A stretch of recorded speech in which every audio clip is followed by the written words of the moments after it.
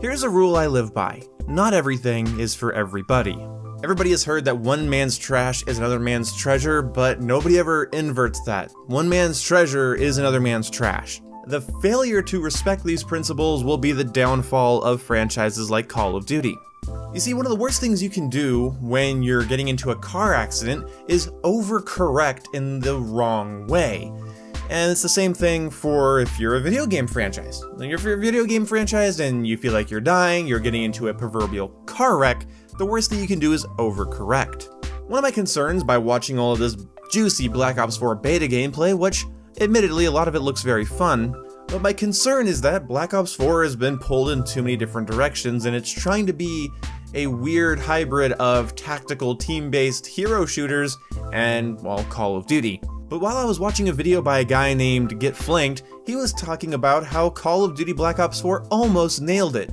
And he basically went on to say that, well, it doesn't fully embrace the Overwatch Rainbow Six style team tactical high skill gap thing that it could have gone for.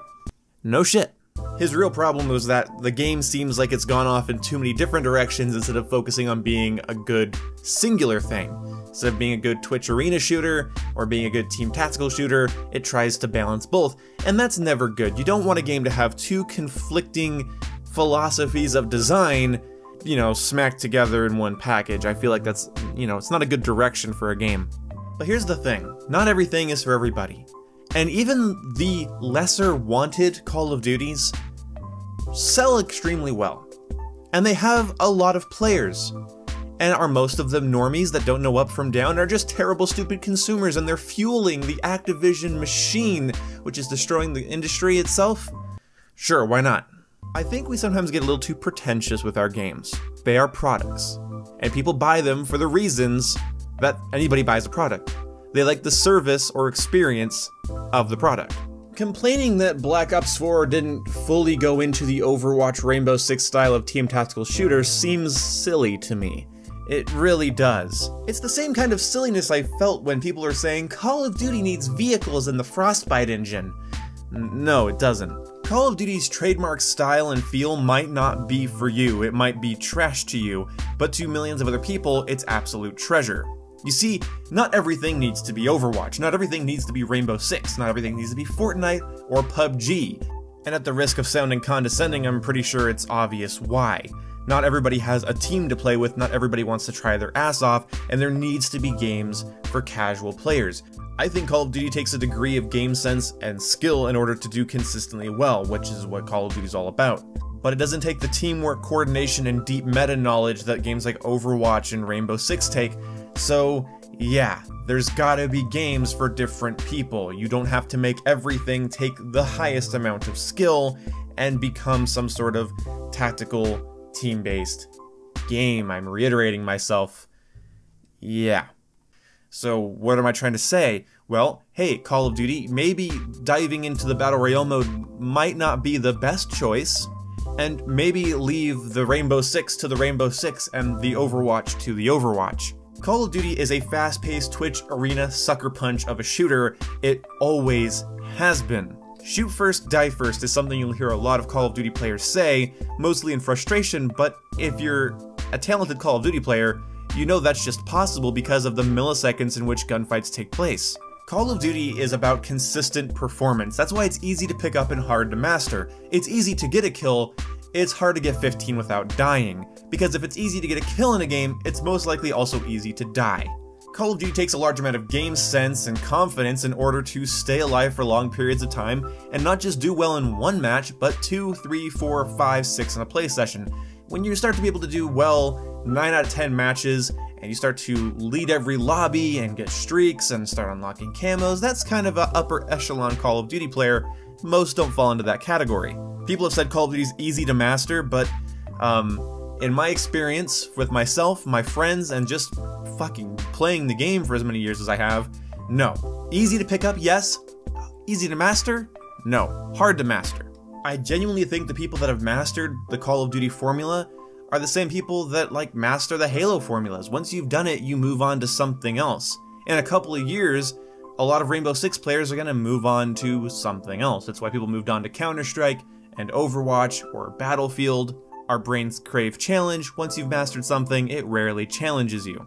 Therefore, your brain will crave a new challenge. The point of this video is to say that Call of Duty doesn't need to be more skill-based. It doesn't need to be more tactical. It doesn't need to be Overwatch or Rainbow. It doesn't also need to be Fortnite or PUBG or any sort of thing in that realm of games. I will say that I don't think Battle Royale will take too much away from Call of Duty. I mean, it kind of took away our campaign, I think, this year, but oh well. But Battle Royale, in my opinion, is just a game mode, and although it'll take development time, I'm referring to the core multiplayer. And the core multiplayer might not get the support it needs because of Battle Royale, but hell, not having Battle Royale in Black Ops 1, 2, and 3 didn't stop them from not getting the service they needed after launch, but whatever, they're not the clunkiest Call of Duties on the market, they're the smoothest. They're the smoothest. But in reference to the core multiplayer of Black Ops 4, we need to rein in the, wow, I wish Call of Duty was a different game idea. It's so stupid. Like, at least with the Advanced Movement Call of Duties, I never felt like I wasn't playing Call of Duty. Sometimes during Advanced Warfare, I felt a little iffy about it, but the more I played, the more I realized it's the exact Call of Duty formula with a different element of movement. If you took away Advanced Movement from Black Ops 3, Infinite Warfare, and Advanced Warfare, you would just have Call of Duty. You add the movement, you just have those Call of Duties with the movement. I don't feel like they're not COD. It might not be your preferred type of Call of Duty, but it follows the same formula and structure. And subsequently, I played them for the same reasons. Honestly, in my opinion, Call of Duty should embrace progression more. It should embrace clan play more. It should embrace being a fun-to-grind Twitch arena shooter. That's what I think it should embrace. Being the most skill-based, tactical, team-based game, to me, doesn't make any sense. I mean, I own Rainbow Six, I own Wildlands, I own other Call of Duty games, I own Battlefield, I own Overwatch. I don't know why I would need Call of Duty to change its formula when I buy Call of Duty for the formula that it has. I will say this till the day I die, Call of Duty makes good shooters. Yeah, I said it. Are they that skill-based? Are they as high-octane intense as Rainbow Six Siege? No. They're a sucker punch Twitch shooter, and they do that well. So, Treyarch, Infinity Ward, Sledgehammer, Call of Duty fans, Activision, YouTubers, can we just let Call of Duty be Call of Duty? Those who are bored will be bored. Those who are not bored aren't bored. I buy Call of Duty every year and I know what I'm going to get. I don't want them to do Modern Warfare 4, but it kinda tastes like Overwatch when you play it. I don't want that. Can you imagine if I was saying that Battlefield just needs to have smaller maps, 6v6 combat? Like, it's like, just go play Call of Duty. That was my point about Titanfall 2. People said, just play the pilot versus pilot mode. I'm like, oh, an advanced movement Twitch shooter, 6v6, you're describing Call of Duty. As soon as a game mirrors another game, I wonder why I'd play that game. If it has the same style and structure, I don't know why I would do it. Games need to focus on what they're good at, so my biggest concern with Black Ops 4 is that is gonna have an identity crisis. That's it. It's gonna have an identity crisis. It's not gonna know which side to pull to.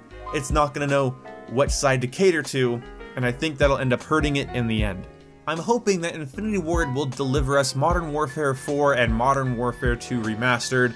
Modern Warfare 4 could be a return to form, something like Call of Duty Ghosts, Modern Warfare 3, and Modern Warfare 2, elements of those games, mixed in with, of course, pretty new graphics and a couple of new gimmicks. And then Modern Warfare 2 Remastered would be a great nostalgia trip, and that, my friends, in my opinion, is a great offering. And I will play Squad, Red Orchestra, and Battlefield, and Rainbow Six, and Overwatch for the reasons I play those games, and I'll play Call of Duty for the reason I play Call of Duty. If you can't understand that, that's fine, we can all have our differences of opinions, but just because the idea of a casual Twitch arena shooter is trash to you, doesn't mean it's not treasured to other people. If you don't like the style, don't play it, it's that simple. Thank you guys so much for watching, I'll see you when I see you, goodbye.